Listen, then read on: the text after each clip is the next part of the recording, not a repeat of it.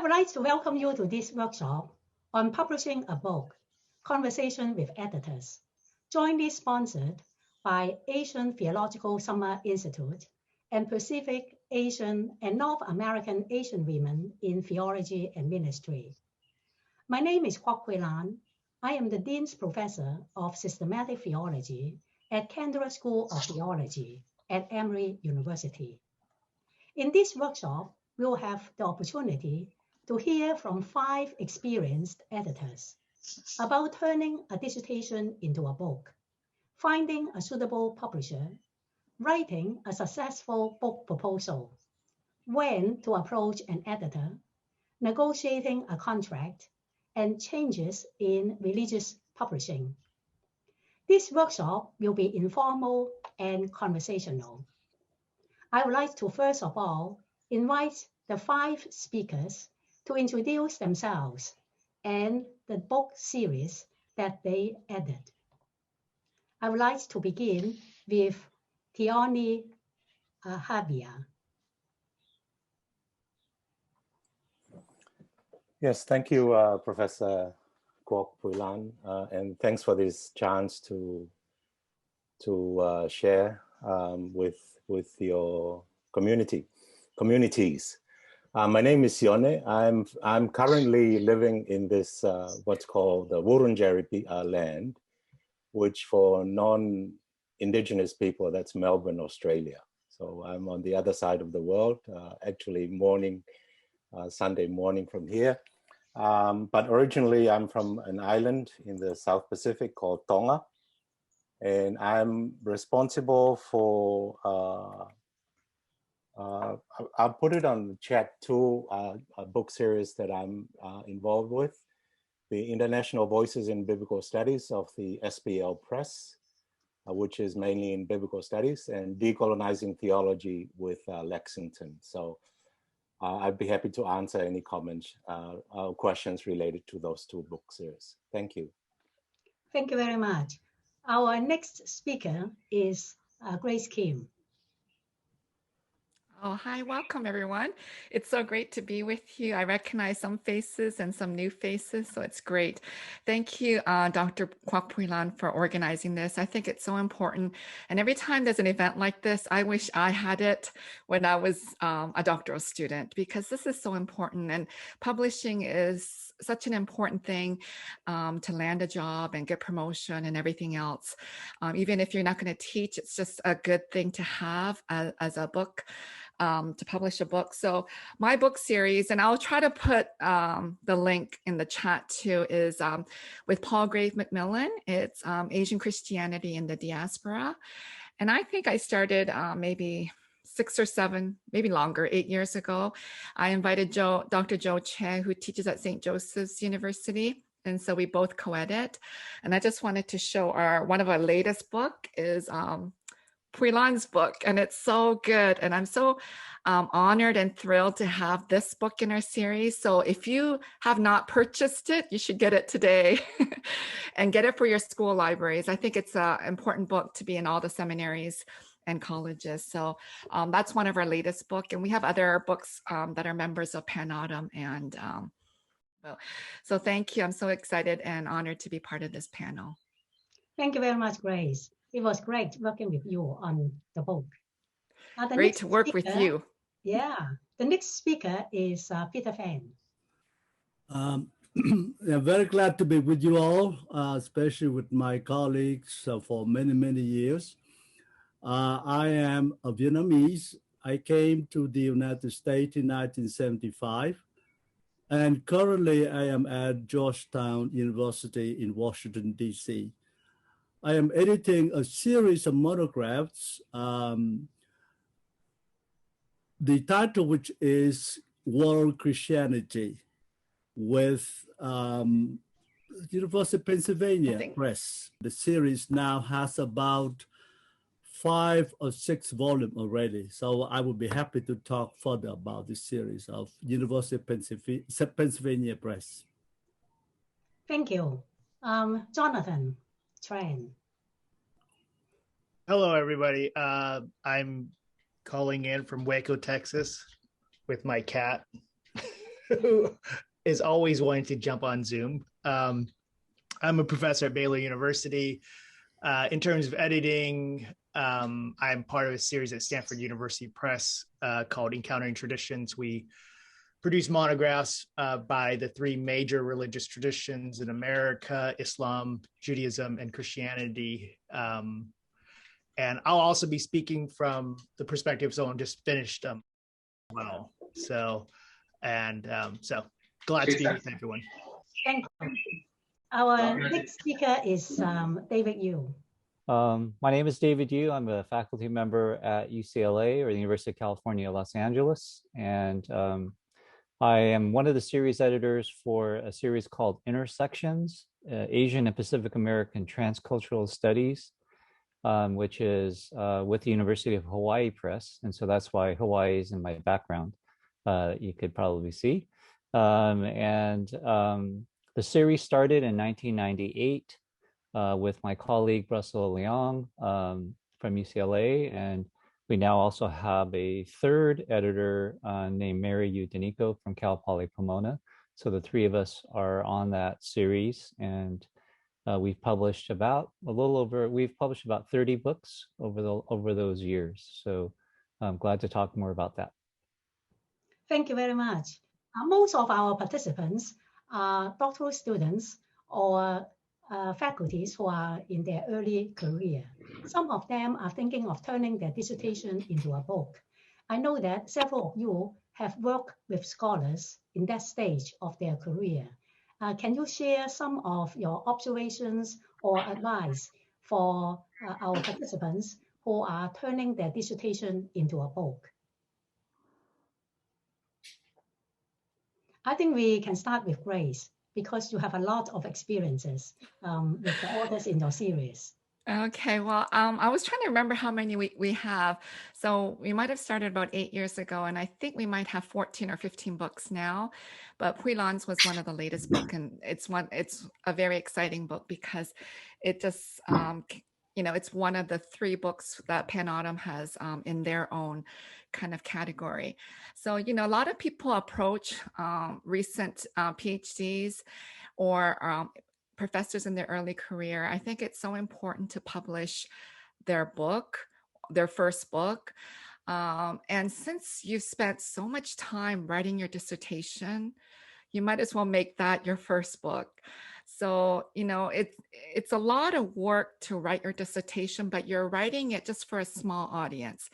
Your director and a few outside readers and maybe a few people in your department. So you're only kind of writing it for 5 or 6 people at the most. And they're all written kind of with that scope. But when you're converting or changing that to a book, it's a whole different field, because now you have to think of the whole world as your audience. So it's a lot of work, I think, to change the dissertation into your book, but it's worth it because you've already done the research. You've already kind of written out the whole outline. It just takes extra work to convert it, but conversion is worthwhile. I always suggest to people like the recent PhD students that have just submitted their dissertation and they want to convert it to a book, and sometimes it gets expensive, or you could ask your friends to help you edit it a bit, because there is a difference between a dissertation and the book in the sense that you don't need as many categories, as many chapters, as many subtitles. For the dissertation, it feels like an operation table or something, and you need every little detail to go with it. With a book, you can maybe have only 5 chapters and a few subheadings. So things like that, there has to be a big change. And there's a lot of other things to make it sound less than a dissertation, but I think sometimes you have to spend the money and hire an editor. There are many people out there, some are more expensive than others. And if you can't afford it, then asking friends and other colleagues to help, because you've read your dissertation over and over again for maybe 5 to, I don't know, maybe many years. And in your eyes correct things automatically, and your brain automatically imagines it into a great book, but in most cases it's not. So you need a few outside people who haven't read your work, who aren't even familiar with what you're doing, to give you a fresh perspective, and then they can help you. So people who approach my series, Joe and I, we do a lot of work. If those are kind of like early stage career people, but someone like Pui Lan, who is a seasoned scholar, one of the top scholars in Asian Christianity, Asian theology, there wasn't that much work involved. So it depends. But anyway, me as a series editor, we're always willing to help and find other resources. But there is a lot of work that goes from the dissertation to the book. It's not easy as just changing the title and say, hey, here it is, because people aren't going to take it. I'll stop there, and then I could add more after the other people. Yeah, very good advice. Yes, especially you said the book is for the world. It's not just for your small dissertation committee. Any editor who wants to join the conversation? Yes. Okay, David. Sure. I was gonna try to offer just a couple of things from, I think, most of us, I think, are series editors, but that means we also work with editors at the press that we are working with. And so typically it's a relationship between the series editor and the press editor, and trying to figure out like how to work on different projects. But one of the things that I think that happens oftentimes for dissertations that are people who are, kind of shopping around their dissertations is related to, I think, what Grace is saying. But I think a shorthand might be, who is your audience, right? And so the world could be your audience, but probably the audience is going to be some subset of that world, right? And so the question is, who is your audience? So part of that is trying to figure that out. And that's part of usually most book proposals, is suggesting who is going to most likely read your book. The other piece I think that is hard for folks who are writing dissertations is that editors at presses usually are going to ask, what's the significance of your work? In other words, why would we want to publish your dissertation? In other words, what is it going to contribute to the kind of all the knowledge that's out there? And so sometimes editors will say it's the so what question. Like, why should we really care about your book? And sometimes I know there's going to be we're also going to be talking later about if your book gets turned down and those things, and which happens all the time, of course. And I think it's happened to all of us. But it is that kind of question. And I think increasingly now sales and marketing folks at presses are driving a lot of decisions about which books get published, because ultimately presses, even university presses, now have to make money. And so in that sense, is your book going to sell, and who is it going to sell to? And so I think these are some of the questions that a lot of the editors at presses will be at the forefront of their mind, because not only do they have to get it through the editorial board, but they also needed to get it through the marketing and finance people too. Thank you. Yeah. Actually, can I just add, when I said about, and thanks, David, what you said, when I said it's for the world, I didn't mean that everybody's going to read it, but that it's accessible to the whole world. So you have to keep that in mind. That was my point. But thank you, David. Thanks. Yeah, maybe if I can just add to what Grace and David have said. What I tell people is that when you write a dissertation, you're showing off, you're trying to prove yourself to 4 or 5 readers. But when you convert it to a book, you need to try to seduce your readers. So it's how you hold their attention, so that that examination committee have to read every word they're supposed to read every word and every footnote, but you want to hold the attention of the readers, whichever part of the world. So I use this language of seduction. You need, like, you're trying to catch their attention and lead them through the whole journeys. And I want to stress what David had raised about the marketing. And publishers now, that's the key. it has to be something that sells. And some, pardon this language, some white people can come and write about the Pacific or write about Asia. What this community has is you can write about it yourself. It's not being nativist. It's just the fact that you have a particular way of understanding what Asian theology or Asian women think, Pacific women as well. So there's something there that's sellable. And I encourage you to capitalize on that, because at the end of the day, the market decides. Thank you. Thank you very much for all that beautiful advice. I'll add a few more. The first thing when you think of publishing your dissertation is to avoid the so-called vanity press. There are people out there that will somehow they follow your dissertation announcement, and they say, "Oh, you are going to finish a dissertation. What about publishing with us?"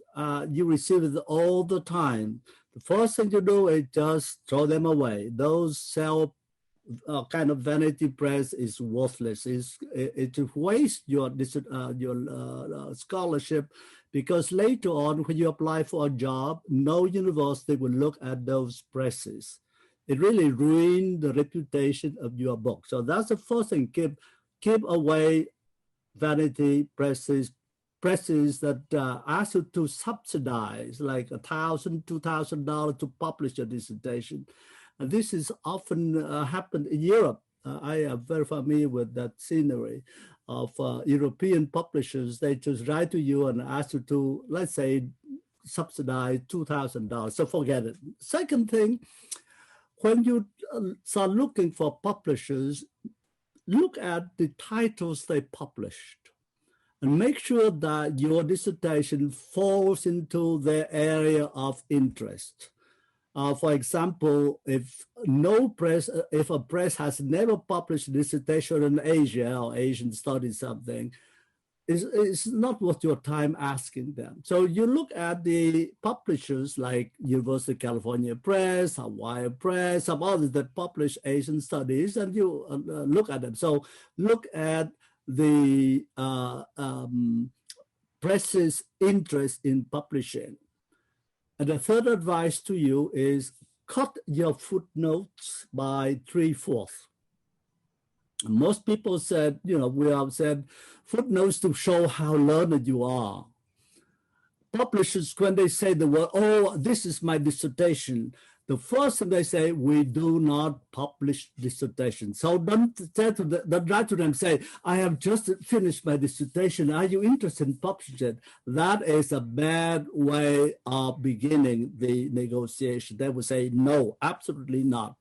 So cut off your footnotes. If you have 3,000 footnotes, reduce to about 500. Then in the dissertation, you always begin by repeating what you said in last chapter, and then at the end of the chapter, you say you are going to do it. That, take it away. All the readers don't need that. That's what to seduce the reader. You just bore the reader by repeating, "These are the 5 points I have made in my last chapter, and this is my 6 points in the next chapter." Forget all that. Your director wants to read that because he or she wants to know what you're doing in your dissertation, but publish it. So lighten the scholarly apparatus, make it as readable as you can. Those are the first thing I'd like to advise you. Thank you. Jonathan, do you have anything to add? Yeah, I'm just thinking through what Professor Phan just said and thinking about all the mistakes I just made on a recent book, and it wasn't my dissertation.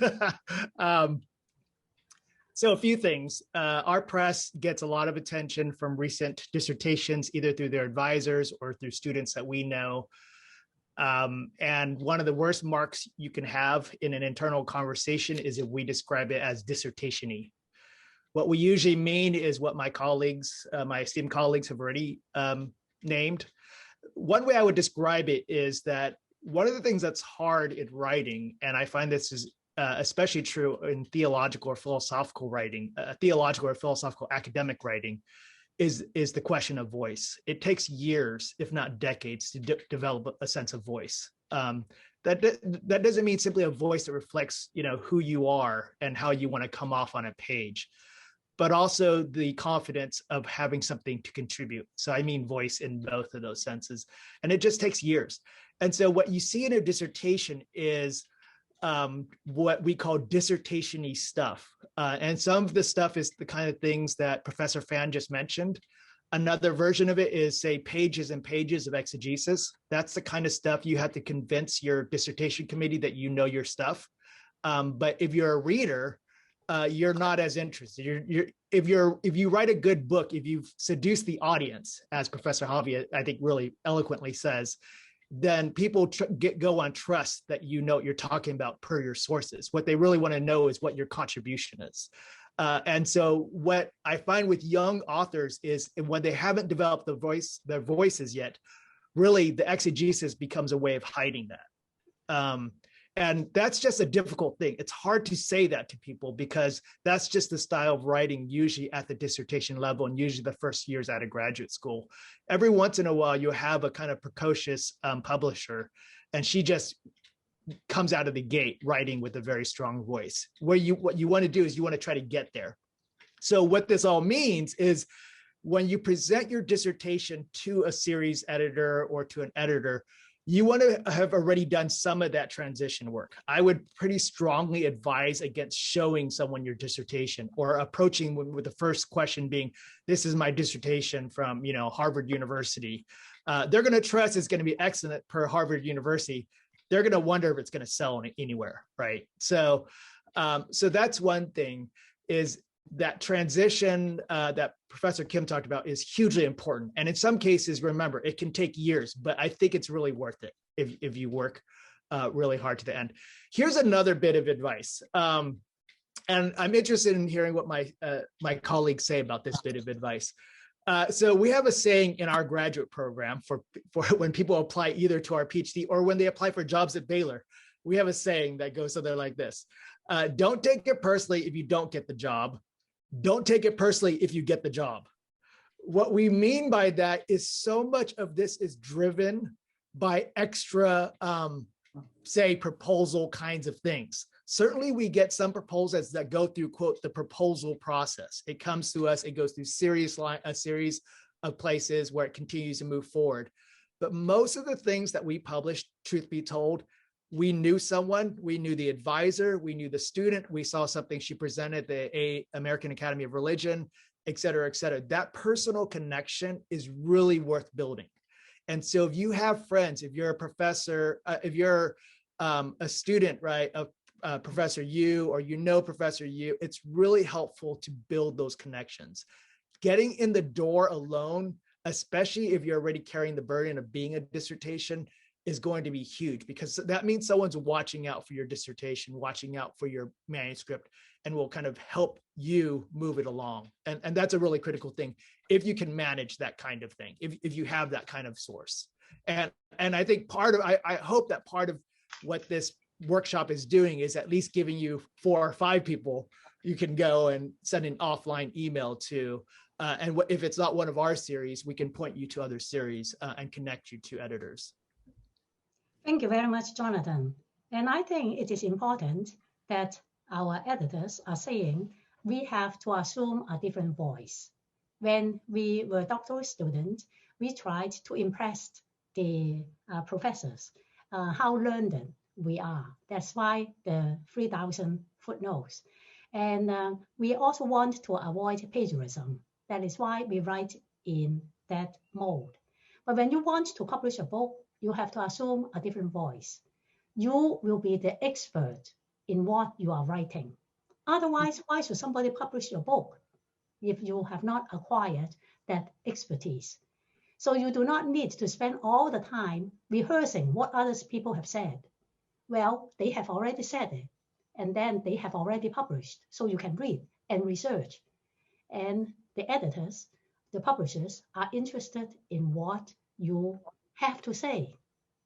And also, talking about marketing, I find it is a very good exercise, because when you go to write a proposal and you have to talk about the description of the book, isn't it? Now then, do this exercise. Find a book that you admire. Turn to the back page. Usually on the back page, it has 1 or 2 paragraphs summarizing what the book is about. Mm-hmm. Then you judge. With this paragraph, would you buy the book? If you will not, that means you have not seduced the readers. So then you read the back cover of the book with that intention. You learned a lot. Peter already alluded to the second question, how to find a publisher. Since 5 of you are series editors, maybe I want to start with this. Why should we go with a series and not just go to Stanford or to a university press or a trade press and talk to the editor? What is the difference between just connecting with a publisher or going through a series? Is there pros and cons? Yeah, thank you. I'd like to add some more of my experience. I have been on the university rank and tenure committee at Georgetown for many, many years. And the first thing that the members, because they're from various disciplines, medicine, law, business, and so forth. So we are about 15 people from the whole university. So they may not be at all familiar with the content of the book. Mm-hmm. Now, if people go up for tenure, which is usually the 6 years, they must have at least 1 book and maybe 5 to 10 essays, peer review essays. And the first book, where, especially if they do not know about the content, they look at the publishers. Mm-hmm. So university publishers is the first thing they go to. Trade, Penguin Press or Fortress Press or Orbis Press. They are very good trade presses, but they said, no, this we want to have university press. So they look at maybe Stanford or Harvard or Yale or Princeton, something like that. And they say, just to cover, they will say, this is worth doing. So that's why I'm very serious with you about choosing the publishers. Don't go with vanity press. That's waste of your whole 4 or 5 years of research. They will not look at it. So make sure you look at the university presses first. Once you have become famous, you can publish with any presses. That usually trade presses make more money. You sell 3,000-4,000 copies. University presses, you may lucky you have 600 or 700 copies. That's all they buy. Libraries will buy it, a few people, because the price is very high, maybe $60 or even $120 for a 200-page volume. But once you finish, you get in with the university press for your tenure. Once you got tenure, you can publish anywhere you want, because then you are safe.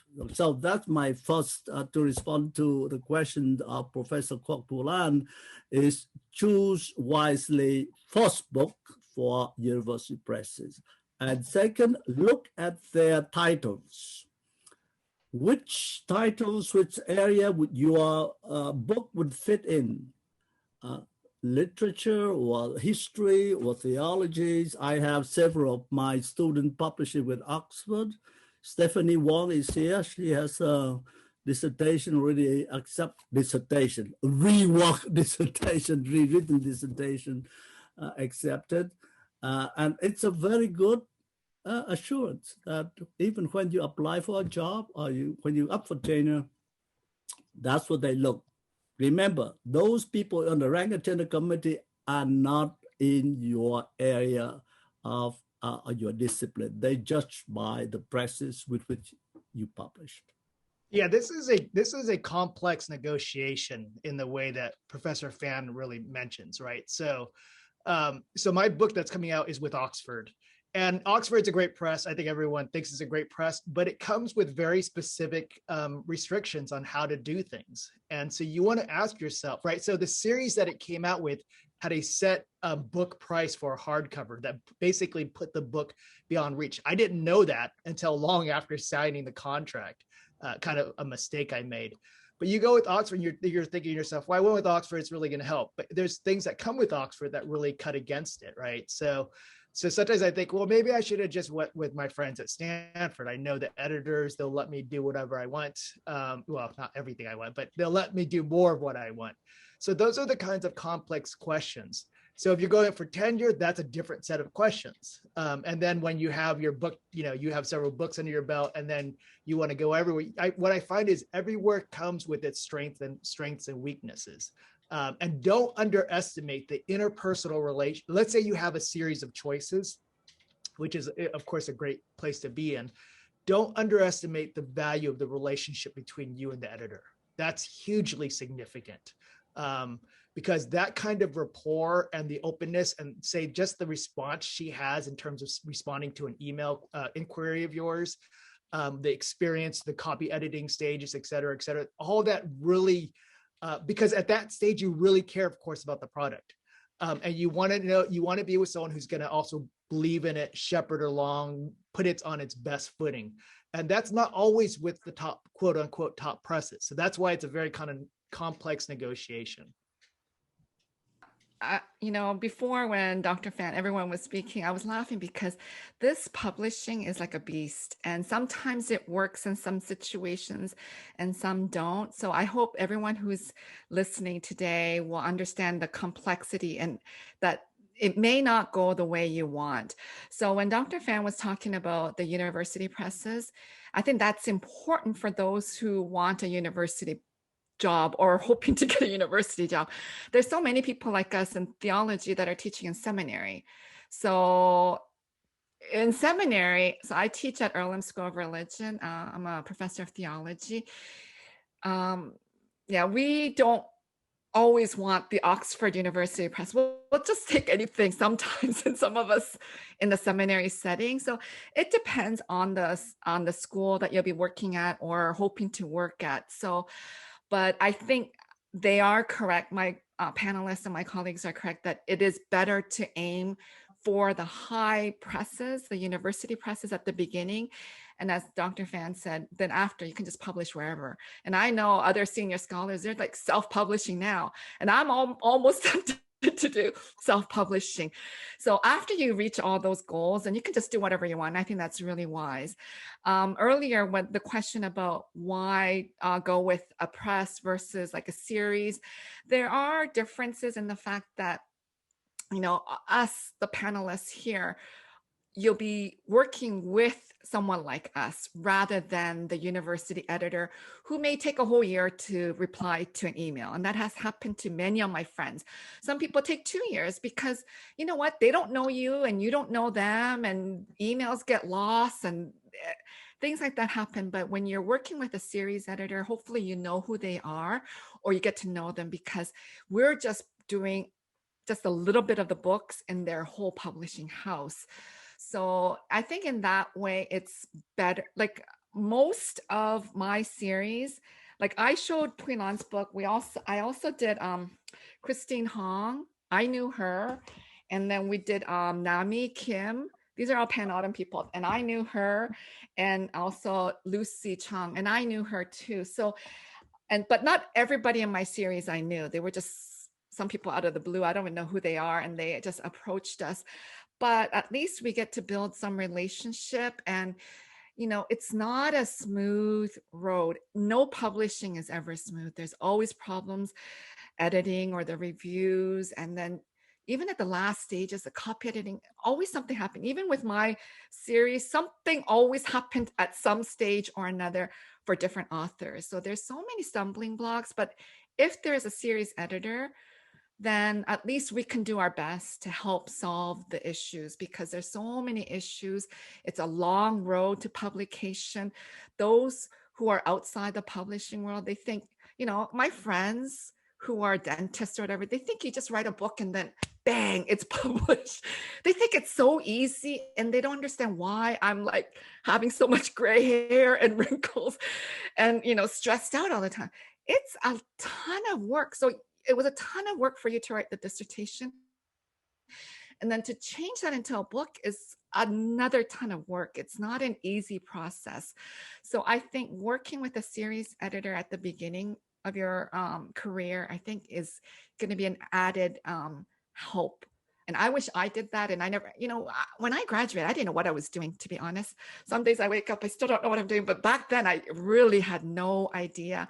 I was up in Canada. I was very isolated. Most of the mentors that I got were all in the States. I was just all by myself. And, it, you know, I was just doing whatever I could by myself. And I didn't have workshops like this or other grants. And it was very difficult. But that would be kind of what I would kind of share with you, that I think working with a series editor who gets to know you and they only have a few books that they're working on at a time is a much better experience than Harvard University Press. My friend, 2 years it took to respond, and then another month, and then they rejected it. And so you've wasted a whole time hoping and hoping and hoping.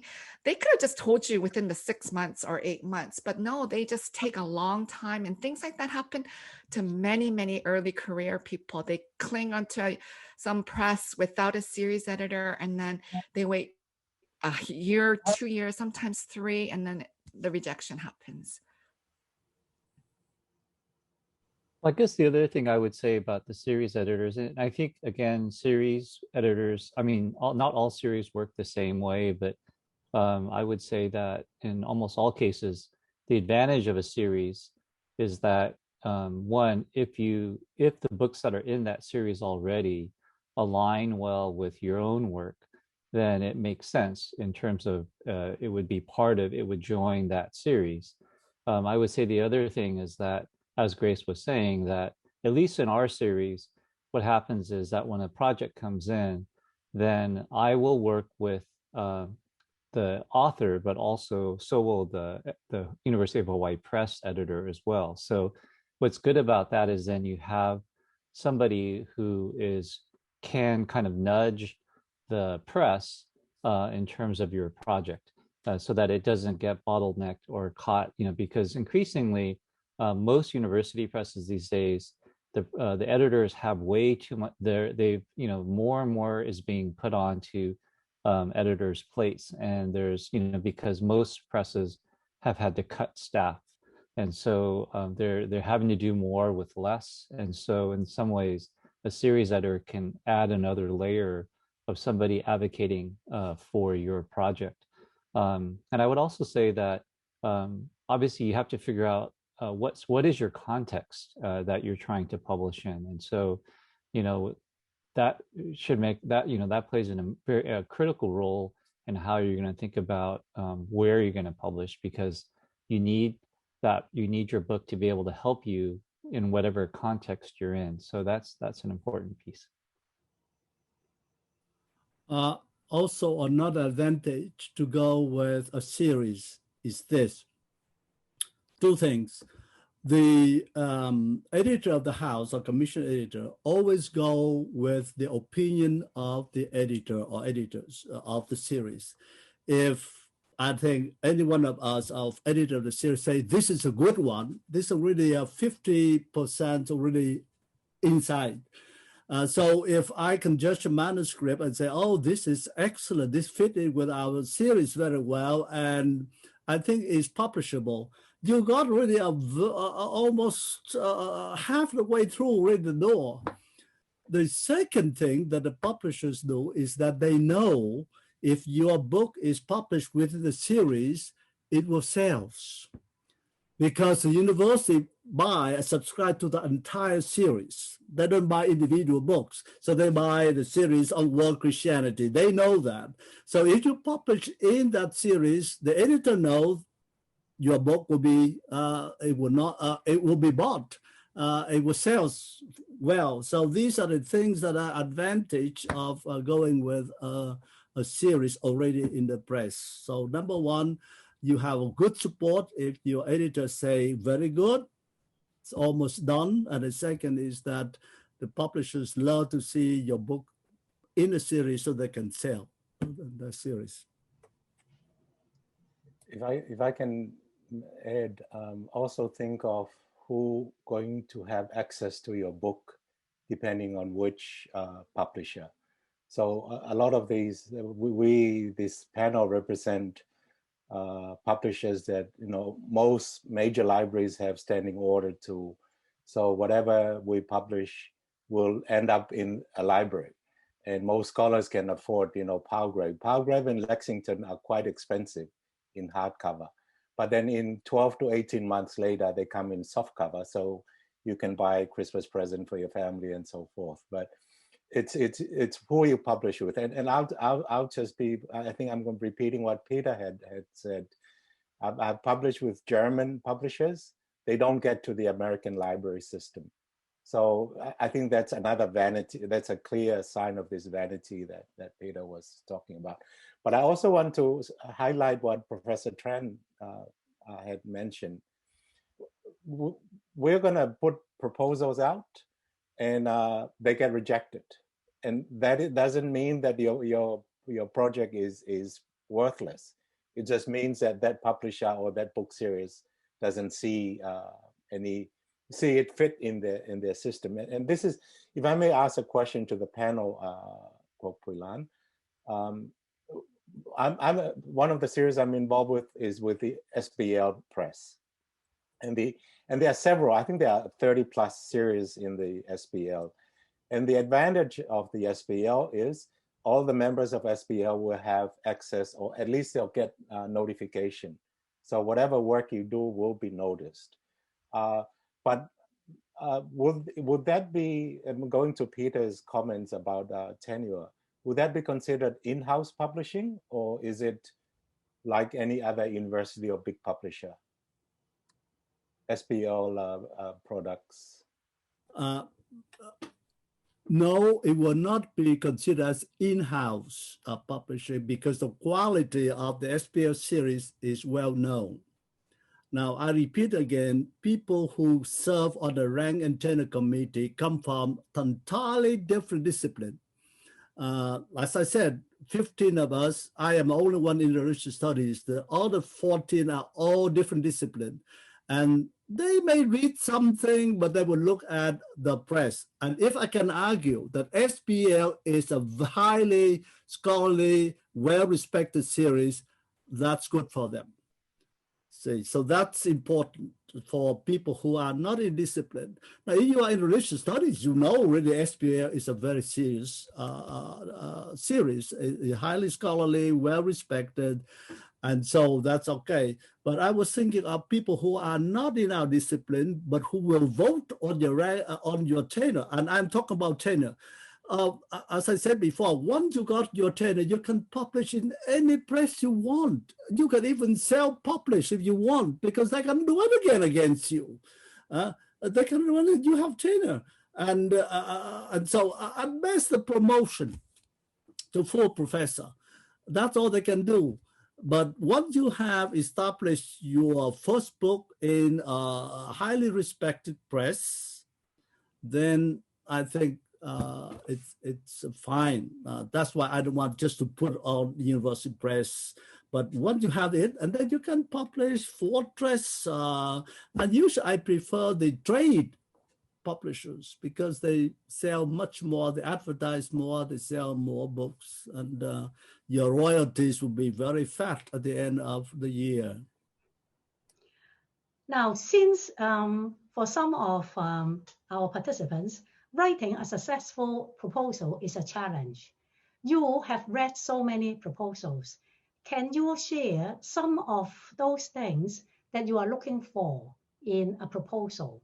Or can you give an example that you have seen that is so well crafted that you still remember or you want to tell the participants that is a good model? Some proposals are excellent just because of the author's name, right? I mean, if Stanford receives something by Grace Kim, we're gonna publish it, and the proposal could be terrible. Why? Because she's a really well-known scholar, and she writes well, and we know the press knows the books will sell.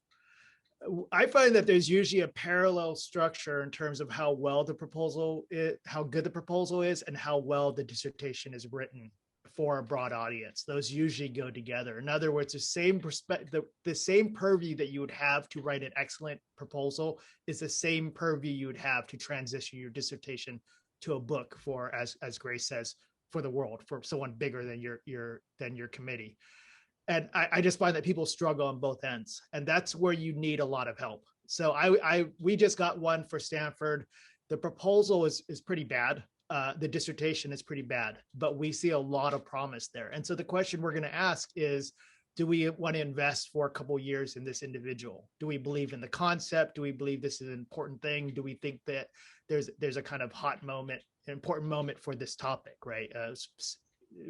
So that's to say the proposals, they can be great, but they don't have to be. It's just like the whole package. That's part of what going through a series is. By the way, I do want to say one other thing. This is a drawback to going with a series. And this is speaking out of the other side of my mouth, because I obviously earlier said you should lean on those relationships. Going with a series editor, remember, every editor that you work with, you're somewhat beholden to that editor going forward. Going with a series editor is another person you're beholden to, right? I think about this as what I call the engagement ring problem.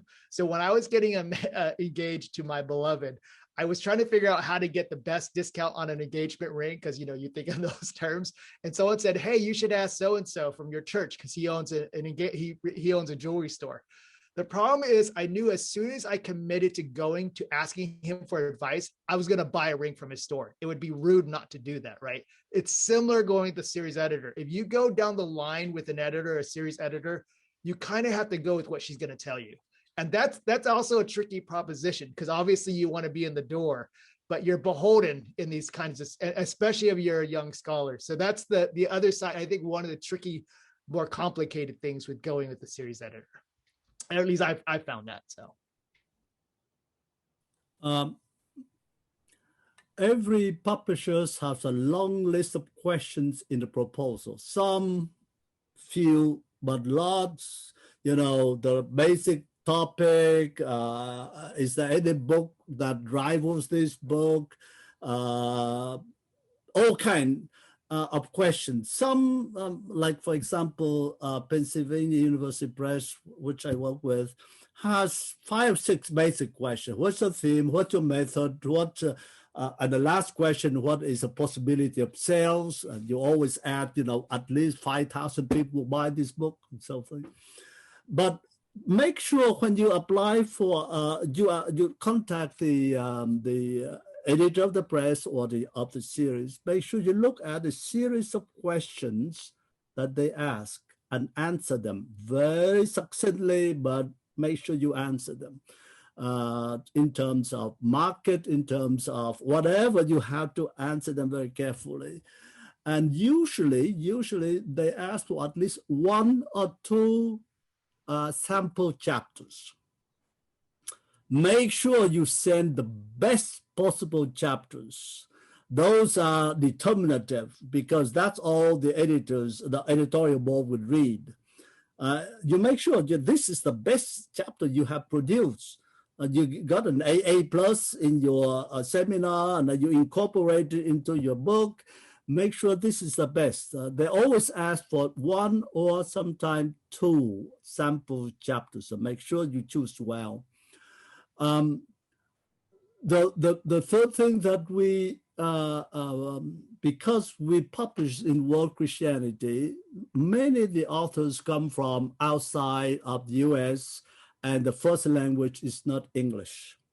Again, in your proposal, make sure you edit perfectly, grammar and everything, because that's what they can judge your book by. They're nothing else. So if there are some grammatical mistakes or not well phrased and so forth, so make sure the proposal is perfect. It may not be the best proposal in terms of content, but all the style and the answer to the questions and the sample chapters have to be absolutely perfect. So that's not hard to do. to turn the whole book into a dissertation book, that takes a long time. But to just sit down and do all these the proposal, usually no more than it's maximum 5 pages, 3 pages proposal plus 2 chapters, sample chapters. Just to add to all that, I think writing the proposal is a lot of work. And even, you know, for some of us who've written so many, it's still, everyone is like torture. To me, it is. And so make sure you're actually filling out the right proposal, because you know, I've sent the proposal and then they give me the wrong publisher's proposal. And everyone, you know, they're very similar, but still everyone has very specific questions. So it's a lot of work. And then I know for my series, if this is going to be your first book, we actually, you know, Dr. Phan was saying 1 or 2 chapters, we actually want the whole thing. So, which means by the time you're sending it to us, it's already in great shape. You've already kind of rewrote some of them, taken out all of footnotes, worked or paid with somebody or paid a friend or someone to go through it to get different opinions. You know, many of us, we still send it to our colleagues and anyone who's willing to read, because everyone, you know, by our stage, everyone's so busy, nobody wants to read your stuff. But still, you have to beg and beg and beg, because, you know, we need input from as many people. Will give you the input. And when you're first starting off and trying to change that dissertation to a thesis, it's a lot of work before you ever send that proposal. And as Dr. Phan said, that proposal has to be excellent and, you know, no errors. So, and, you know, I always, if it's your first time, I think you might have to pay an editor. I know they're very expensive, but many of us hire editors too. So it's just, the reality of how it is today, because it's so competitive. And I know earlier one of the panelists was talking about the sales. They all look at sales. Is it going to sell or not? Because every publishing house is out there to make money. No one's doing any charity work. They're not going to just publish a book saying, okay, we're just going to help this young student out. No, everyone's out there to make money. So it has to be really good if it's going to be your first book, that we know that you know what you're talking about, you know what the whole book is trying to argue, etc. So it has to be really good shape before it gets to us. If you're already a seasoned scholar like Kwok Pui-lan, you know, then we only need 1 or 2 chapters. But for the beginning ones, because we would know, because you have to submit your CV. There's a lot of things that you have to submit at the beginning. We know where you are, so then we will probably ask you for the whole thing. So, which means the proposal has to be really good shape. And that with the SBL Press book series, one of the things that we look for is something that's new.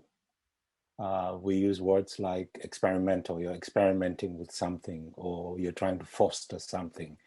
So if your book proposal will show that this is something new that you're proposing, then we'll jump on that. But the question is, new to whom? Yeah, it's usually, because it's a US-based publisher, new to the US readers. So something that comes from Korea or Taiwan or Vietnam or the Pacific will be new to them. It's how you package it so that it becomes experimental. And that's part of our SPL language. Thank you. Now, some of the participants may have this question. Can they send the proposals to multiple presses, given that the competition is keen, and if it is one after the other, and then it will take a much long time before they can even get their proposal accepted? The answer is no, absolutely no. Because in one of the questions of the proposal is this: are you submitting this to other publishers? And I tell you, it happened that somebody submitted to 2 publishers and both of them accepted. And that is a very bad experience you will have at the beginning of your academic career. if they realize that you you lie on the application that, this is the only publisher applied to. So my answer is no. It's the same thing with journal articles. In journal articles, the first you said, has this been submitted to other journals? This go because it takes a lot of time and money for the publisher to go through. We haven't talked about the so-called blind reviewers. One, they say the proposal accepted, and then you send in the manuscript as whole manuscript, as Grace said, or sample chapters. They have to send out to at least 2 blind reviewers, and they have to pay them. They don't do it for free. So the publisher have to pay each of 2 of these. And at the end, you say, "Well, sorry, I have another publisher." That is a very bad thing, very bad. So I would not recommend that. Well, so I think in general, lying is not probably a good thing. So if it says, "Have you submitted to other publishers?"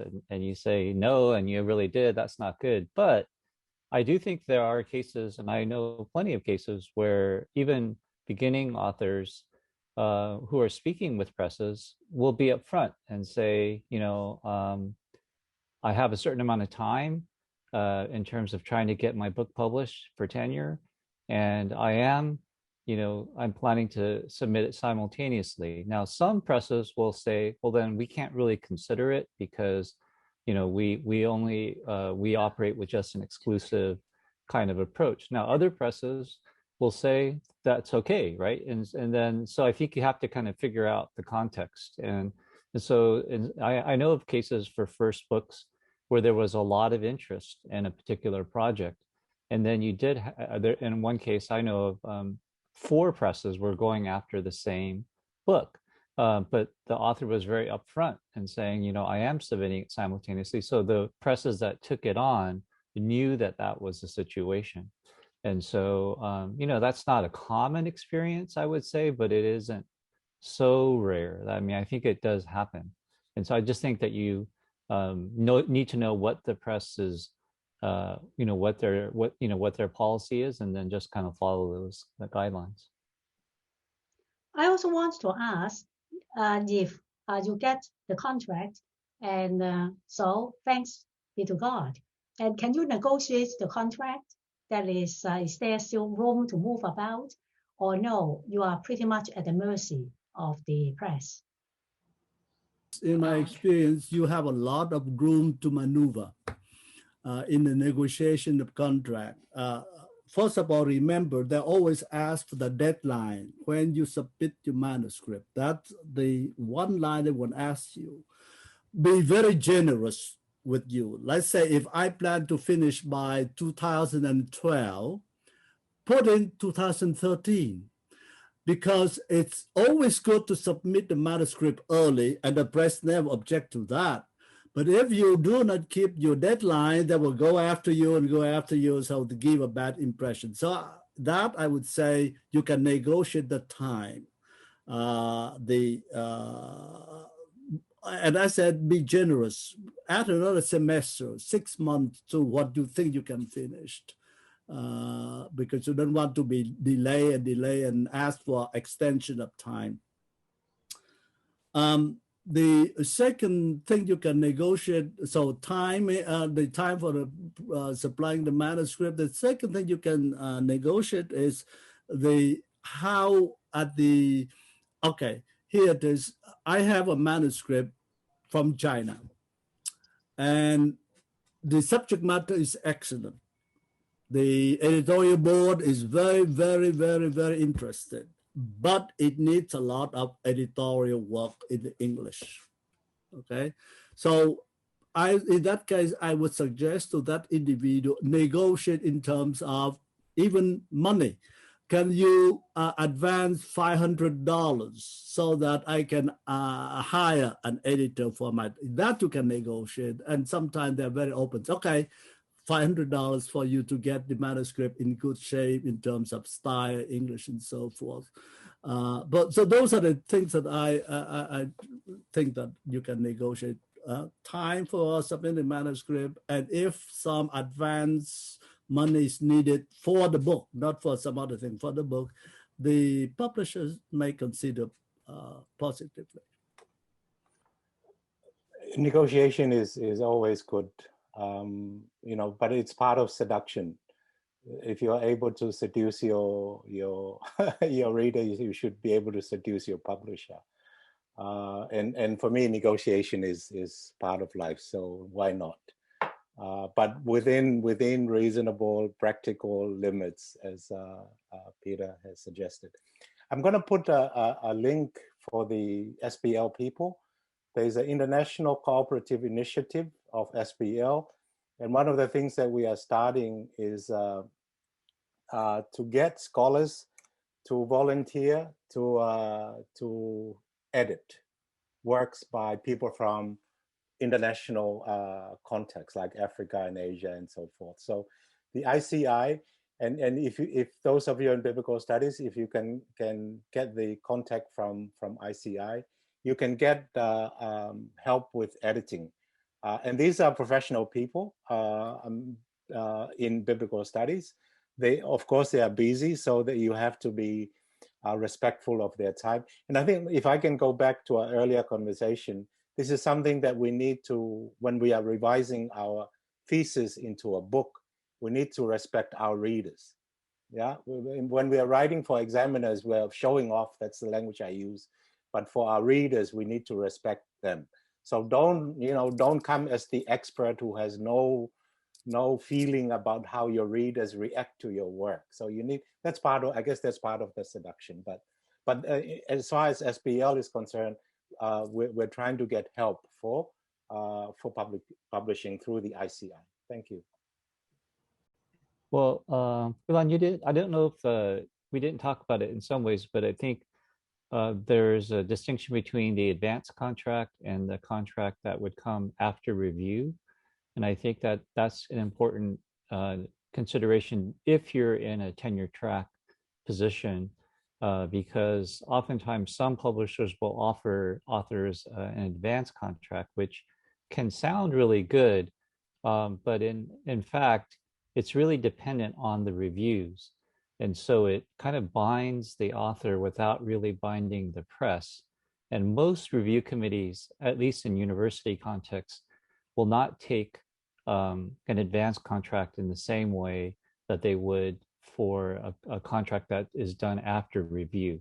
And so that's just kind of something to keep in mind as you're talking to presses. Okay.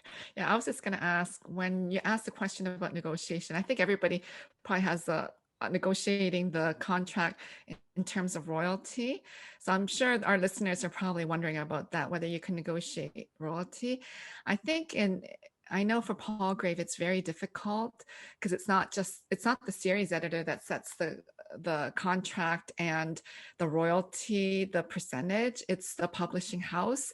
So in most cases it's hard. And then later on in life, when Dr. Phan was saying after you get your tenure, you can just publish wherever you want. Even those other presses, they have their set royalty percentages, and it's really hard to negotiate. Sometimes they'll negotiate, depends if they really think this book is gonna sell like 10,000 copies or something.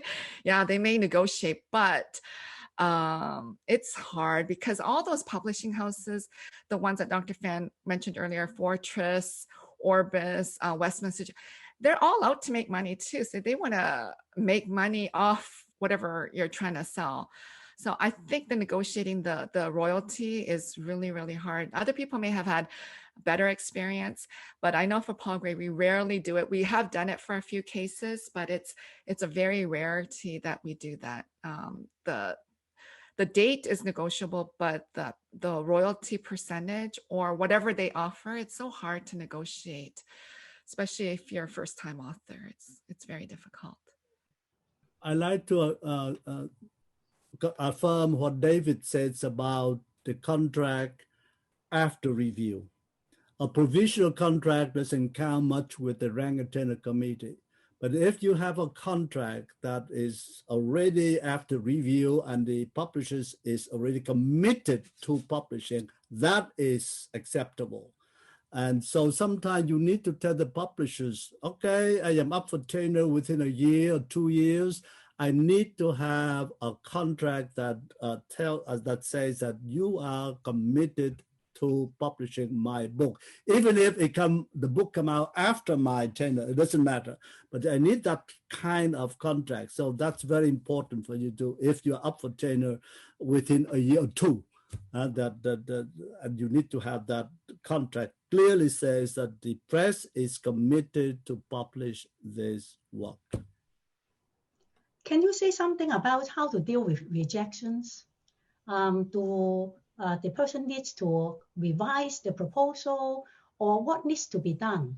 Or is it a case that you just have not found the right publisher? How can you help people to interpret if a press says, sorry, we cannot publish your book? What needs to be done then? I want to follow up on something Professor Phan said about tenure committees, since a lot of our audience is thinking about in those terms. So I served and directed the tenure committee for Baylor for a couple of years. What I would say about publishing is ask your chair, ask for your department guidelines, and ask the university. So for example, here's what I meant earlier by the complex negotiation. For elite universities like a Georgetown, as I understand it, oftentimes there's a lot of professors, say from the law school, that are only really going to consider 5 presses.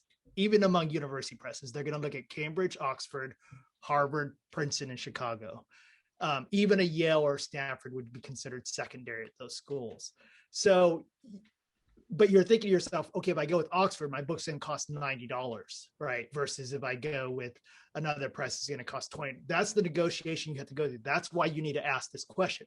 Let's say you're at a university or a seminary where they're like, we don't really care if it's a university press. In some ways, we like it not to be at a university press. We want it to be more synagogue friendly or church friendly. So then you enter into a different negotiation. That's why you really simply want to ask the question, what do I actually need to do so that I have as much information on the table to make a decision about this? Because this is a huge decision. It's one of those, I find that your relationship with your press to be one of the most intimate kinds of long-standing, if it's good, it's great. If it's bad, it's awful relationships, right? Because you're basically wedded to this person, this press, for 2-3 years of your life. And what Professor Kim says is absolutely true. Something comes up every time. And so you're fully wedded to this press. Be there if you can, be there and know that you want to be there versus some other place. And if tenure is the major consideration, which it probably is for the majority of the people on the call, then find out exactly your range of possibilities. And then work within those, because once you know that kind of stuff, you'll be able to negotiate the process a little bit easier. Thank you. Any advice on how to deal with rejections? I'd like to address that. I think this whole, if you're getting your PhD and going into the academic route, I don't know, some of you may not, either by choice or default or whatever happens to you. I think it's just a life of rejection. It's hard. I sometimes think we're like these Hollywood actors. They're getting rejected, from this audition and that audition. I think it's so hard. It's just one rejection after another. It may not be the book. It may be the job application. It may be a journal article. It may be just something, I don't know. It's just, I think our life and the academy is just one rejection after another. Or maybe that's just me, but I hope it's not just me on the panel that experienced rejection, but it's like a whole slew of rejection. So I think when it comes to publishing, I think what Dr. Tran was saying, he had that phrase about if you get the job at Baylor, don't take it personally. And then if you get it, don't take it personally. I think we have to take that attitude even with the publishing, because sometimes it just isn't a good match with the series. It may not be a good match with the publishing house. There's so many factors that come into play. It's so hard to just pinpoint one factor over another. So I think you shouldn't take it personally, but it is heart-wrenching. It's like a knife going through your heart. I feel like that all the time when there's some form of rejection in my life, and that happens quite often. So I think, we just have to be really strong and just pick ourselves up and just go to another press. There are so many presses out there. It's incredible. There's so many university presses that you can try, and presses like mine, Paul Gray Macmillan, and then you can just go to the other ones like Fortress and Orbis. There are so many. So it's heart-wrenching because you've probably spent maybe a year or two in this process, because every press is different, but majority of the presses that are on this panel, that blind review may take like a year sometimes. It's only supposed to be 6 months, but everybody's busy, and everybody, the reviewers need an extension. They forget about it. They forget. So even though we give them a deadline, sometimes it takes a year, sometimes a year and a half. By then we're like getting very upset ourselves. But you've invested a lot of time, and then to be rejected is so painful, because you were hoping and you've already spent so much time and energy, and just psychologically your mind was there and it was set, and then to be rejected after a year or two is so painful. But my thing is, if I can pick myself up after all the rejections, then anybody can, because I have a weak heart. I feel all the time. I just get very emotional, but if I can do it, then anyone here listening can do it too. You just have to pick yourself up and just go boldly and just go to the next press, because it's just going to be part of our whole journey in the academy, and it's a very hard one. I'm sure other people had it easy, but for me it was hard. I want to say amen to that, because I'm one of those who got rejected even in the application for the PhD. It took me 3 rounds of attempts before I get in. So rejection is part of it, and find a way to cope with it. Maybe you get a cat or a dog, or go for a walk, or go for a swim, or in my case, go to whiskey, but as long as you watch yourself. But there are ways to cope with dealing with the stress of rejection, but don't get too drunk. I guess that's what I want to say to people. I saw Jonathan's cat. I think I'll get a cat. That might be helpful for the next rejection I get. But don't give up. I think this is, I'm with Grace on this. Resilience is just don't give up. And for me, what I tell Pacific students, if you don't do it, some white person is going to come and do it for us. So don't give up. We have to do it. Otherwise, we have to sing to somebody else's tune. So just don't give up. And you'll get rejected. And I guess this is easy for Grace, and she's where she is. But you have colleagues, this community here. And don't be afraid to share our rejection stories. This is part of the problem with the SPL movement at the moment. We are into the history of reception, but not to the history of rejection. And that, all the works that I see in these book series engages with the history of rejection from our different cultures. But the key is, don't give up, do it for the next generation. Thank you. My only virtue around rejection is I've been getting it for so long, ever since I liked Jennifer Pillsbury in the 2nd grade. It was just like a string of rejection. So I felt like it prepared me well for academia. One thing is, you have a group of friends and you commiserate together. A lot of it's super funny if you think about it. It's just painful. Like, for example, I have a chair at Baylor called the George W. Baines Chair of Religion. So I applied to some Highline University press, and when they sent the rejection letter out to me, it wasn't like "Dear Dr. Tran," it was "Dear Dr. Baines." they didn't even get my name right. So at least I felt like that.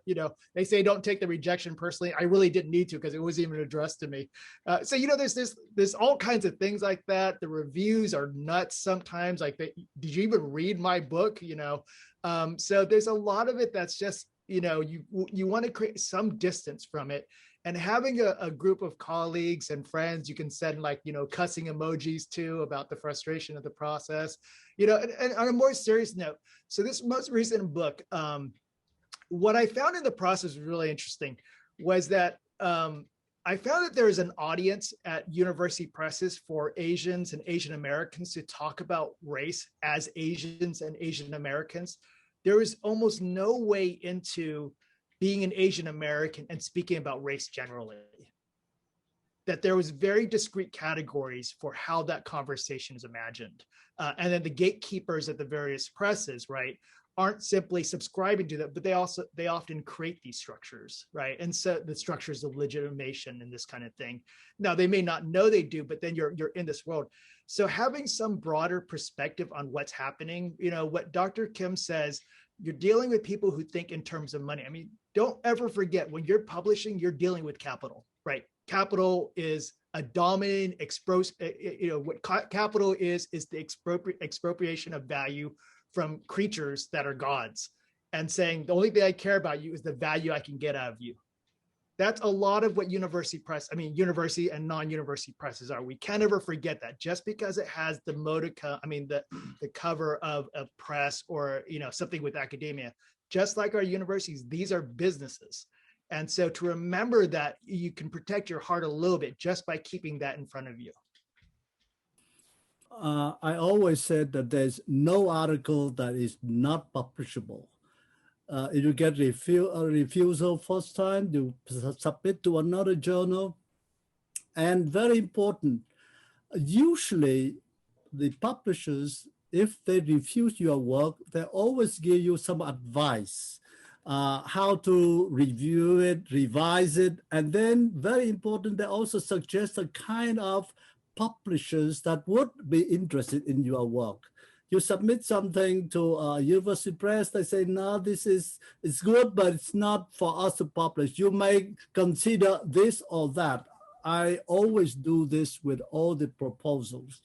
One proposal, excellent, but totally outside of the field of world Christianities. But I'm sure that if Catholic University of America Press get hold of it, it will publish it because it fits right into its niche. So make sure that you read the letter of rejection, if you will, and always see what kind of suggestion they give you. And you may even ask the question, yeah, thank you very much for your letter. Do you think some other publisher will be interested in it? Because they know, they are very familiar with all the publishers that publishes, and they may go, yeah, go with this, go with that. So that's what I did with this book, which is excellent, but doesn't fit into our series. So. Thank you so much for your encouraging words and for sharing your experience. So I want to ask the speakers if they can share, because I know a lot of you will be interested in this question. Given that life is so busy, especially for our junior colleagues, and they have to prepare to teach, how do you find time to write? Because the speakers are very prolific, and David cannot join us this round because, as you know, that David had another appointment. So any of the speakers who want to share your writing practice or your advice for especially beginning authors trying to publish their book while they are in teaching or doing so many other things? I guess I can say something. I remember people always said, oh, they have this great time to write a book. So they would get up in the morning and do this. And I have friends who do this, where they set aside time, they go to their little room or their little, office somewhere and they write. I have never been able to do that in my whole life. And, my first book, which I turned in from a dissertation, was Grace O Sophia. That came out 2002. And then my next book didn't come out till 2011. So that's 9 years later. I just couldn't write. And partly it was because of my crazy 3 little kids at that point. They drove me up the wall. I couldn't wait till they could go to college. They were little toddlers. And now my youngest is finally going off to college. I'm so full of a lot of regrets too, that I wasn't the great mom that I should have been. So, but that's just part of the territory. There's so much going on. So I've never had this, and I've got friends who get up early in the morning or just before. I've never had that. I just write whenever. And I'm not that healthy, and I've been really sick the last 8 months or so. So a lot of my writing has been in bed, lying down. And actually, my dissertation too, at that point, I had my back problem. And I was out of school for like 6 months at that time. So that was like 30 years ago or so. So I don't know, since then, I've always written lying down.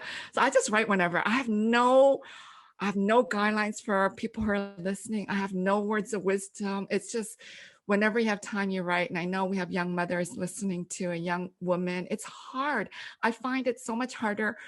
I don't know, I'm not a man, but I just feel there's so many other barriers for Asian women than Asian men.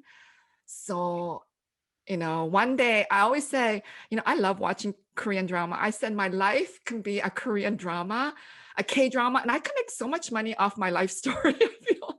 And maybe one day it will. But anyway, I think you just have to do it. And I hope some people can get in the habit of writing really well.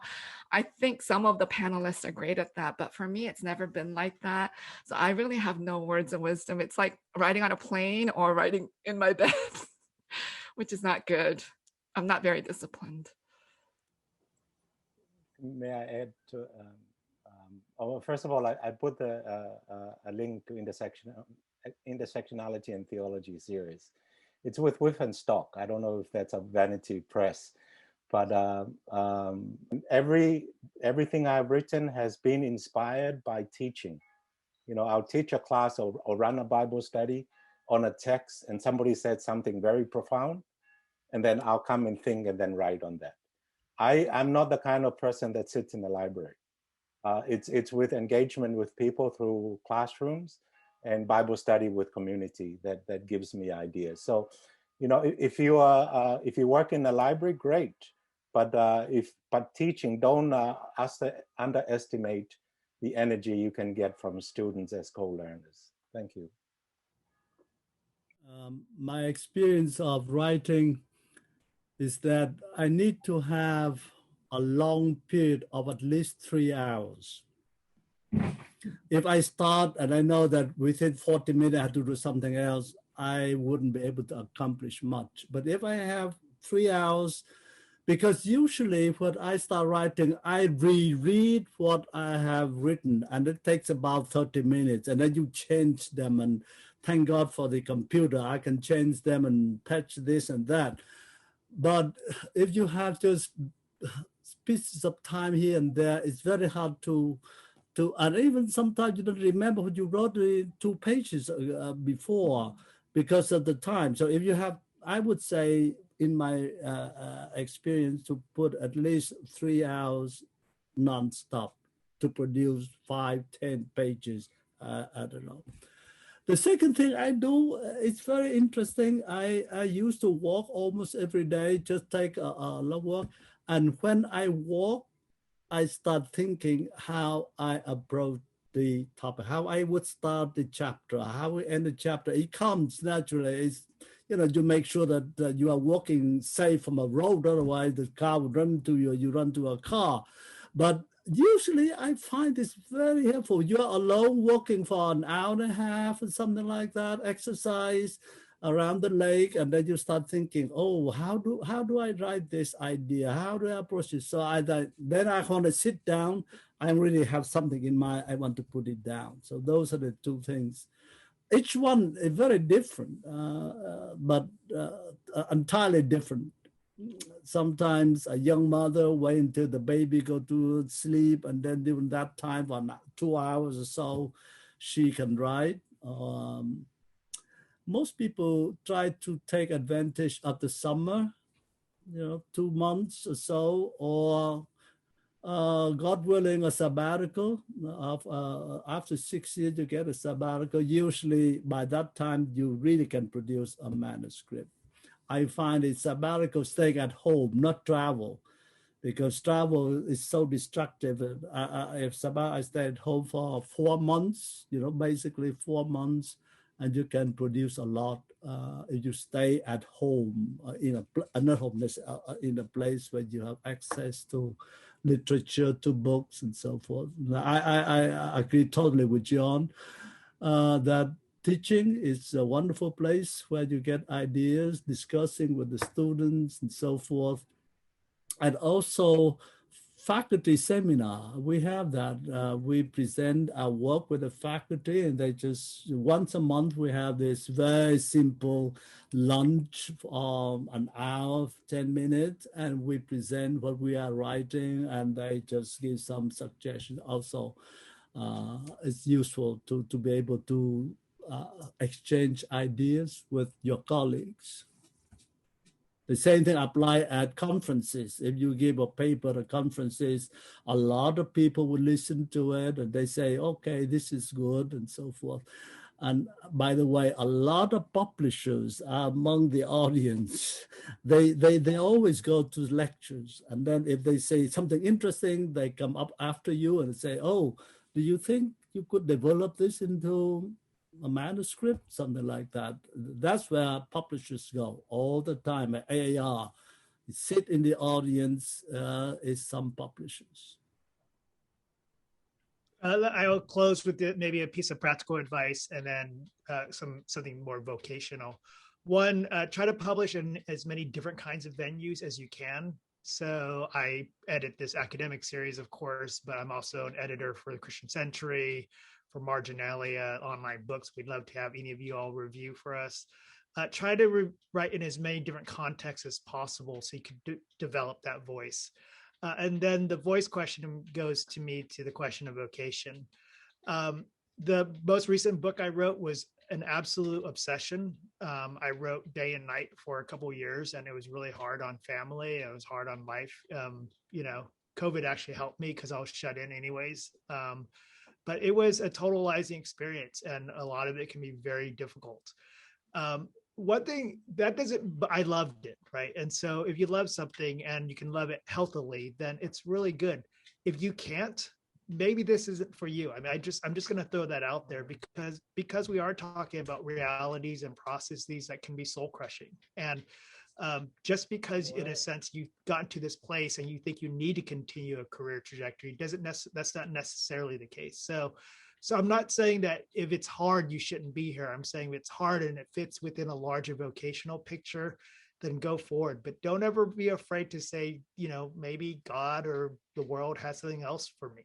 I think that's a really helpful thing to remember, that you have more options often than you realize.